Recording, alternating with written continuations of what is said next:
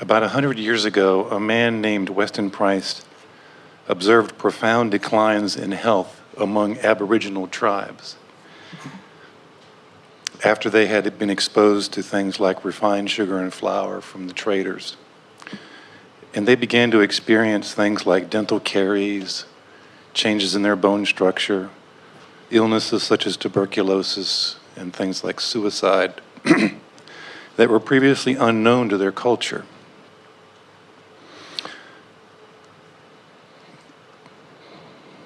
There's another unusual person who claims that he can survive and does survive on sunshine alone.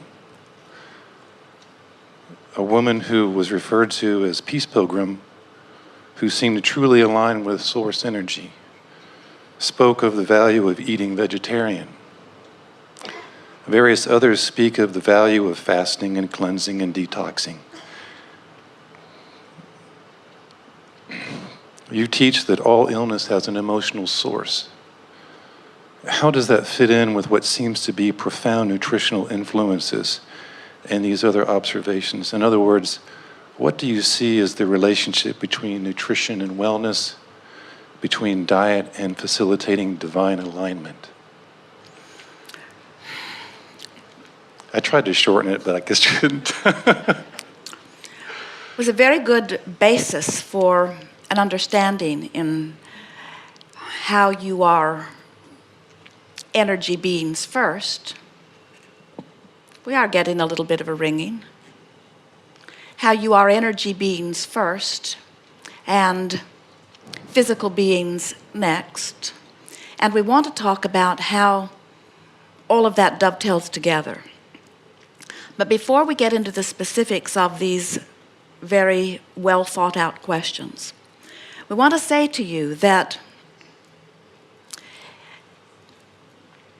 when you realize that at the heart of everything that you see is vibration, it is not easy to get across to physical beings who are so adept at translating the vibration of your environment into the physical, sensual experience. We try to find words when we say everything you see is but a vibrational interpretation, and you don't even all see precisely the same way. What you hear is a vibrational interpretation, and you know that you don't hear the same when you see yourselves hearing differently, or you watch your beasts hearing things that you cannot hear. So we're just wanting to softly, we won't spend a lot of time there, but we just want to at least raise the subject a bit, that life is perceptual, and you really do experience life as you behold it. So you make a very good case for the case that we make. And what we mean by that is, one of the things, in fact, the primary reason that we are so interested in getting all of you to become oriented to the idea of, is this thought that I'm thinking right now an upstream thought or a downstream thought, is because when you try to measure your thoughts in relationship to other people's thoughts, you get all kinds of distorted information, and that really is sort of what we're about to embark upon here if we get too carried away in what this one said when he did this study and what this one said when he had this experience, because everything that you believe affects everything that comes to you. So there are no true studies that would operate the same way across the board, because the vibrational intent of the one studying, or of the belief of the one studying, influences outcome dramatically. Again, we're just laying a basis for the answers that we're going to give you next. So when you begin to accept that, let's start in another place. We are not wanting to ask you to extract yourself from the magnificence of the physical realm and become a vibrational thinking being only, because you're here as extensions of source and you want to play in this physical realm. And the physical, sensual stuff and the stuff that you eat, the stuff that you touch and feel and do is all essential to your expansion. And we are not wanting to ask you to turn away from it. But at the same time, we want to say, at a bare minimum, that if you are tending to your vibration by paying attention to whether your thoughts are predominantly downstream or upstream, which means, are my thoughts predominantly in alignment with who I really am, or am I pinching myself off? How much of me is present in this moment is the question. Am I allowing myself to be full of the broader aspect of me? When you ask that question first and you tend to your vibration, now everything that you are called to is in harmony with the well-being that you seek. In other words, there is not one path to well-being. You could have lived life and have created a vibrational escrow where you are intending wellness, profound wellness, vitality, stamina, clarity. And you could live in an environment where there was an abundance of beef available. In fact, pretty much only that. And your inner being would or could call you toward, and you would feel the inspiration to participate in large quantities of that. And as the inspiration is calling you and you feel eagerness about it, that would be a diet that would cause you to thrive. You could live in a part of the world where that is not readily available, where all kinds of berries and fruits and roots and things are what is easily available. And as you are tuned in, tapped in, turned on, and thinking downstream thoughts, as so many people like that are, and we'll talk about that in a moment. So the call of Source would give you the inspiration to gravitate toward that, and you would thrive. It is possible in alignment to thrive under a myriad of dietary conditions.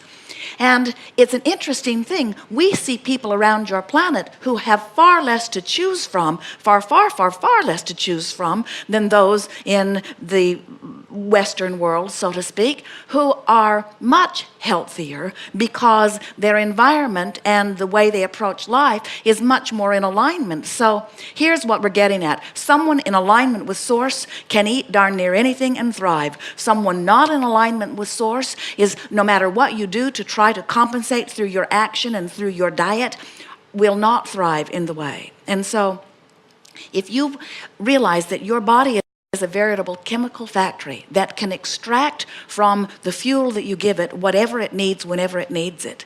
And the rhythm of your body knows how to combine these foods to produce different chemicals, if you will. It's not the best word, but the best one Esther can find, that produces whatever fuel and nutrients that your body is looking for. Your bodies are so much more resilient and capable than any of you know. You have the potential to thrive under amazing dietary conditions, provided you are still tuned into Source. Now, it's a whole other thing when you're not tuned into Source. And we want to say to you that those Aborigines who were healthy before they got that refined sugar were not affected by the refined sugar. They were affected by the environment that began to consume them as the Westerners began invading their space, finding fault with the way they lived, projecting their poisonous thoughts, not their poisonous foods, and upsetting their vibrational apple carts, you see. But that's a hard thing to study, isn't it? Helpful? Yes. So now what?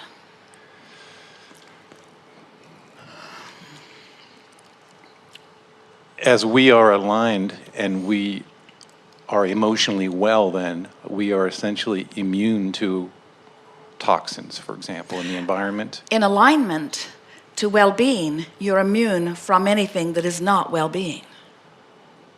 So there are certain tools, if I can put it that way. Now, before you go further, we're going to interrupt you just for a moment because we want to amplify that point because it's a strong one, really worth taking in. In alignment with Source, and therefore in alignment with well-being, and therefore consistently feeling good, that's how I know I'm in alignment, you would be immune to anything that is not well-being. So you would be immune to toxins, you would be immune to bombs dropping on you. You would be immune to car accidents. You would be immune to hijackers. In other words, now someone not understanding energy and vibration and law of attraction and well-being and who you really are might say, but wait, I could take any person, no matter how aligned they are, and I could club them about the head, and I could negatively impact their experience. And we say, the universe will not assist you in rendezvousing with someone. In other words, those intentions just don't line up. And there are people who believe that they could choose a target and they could make anything that they want happen, but they do not understand law of attraction.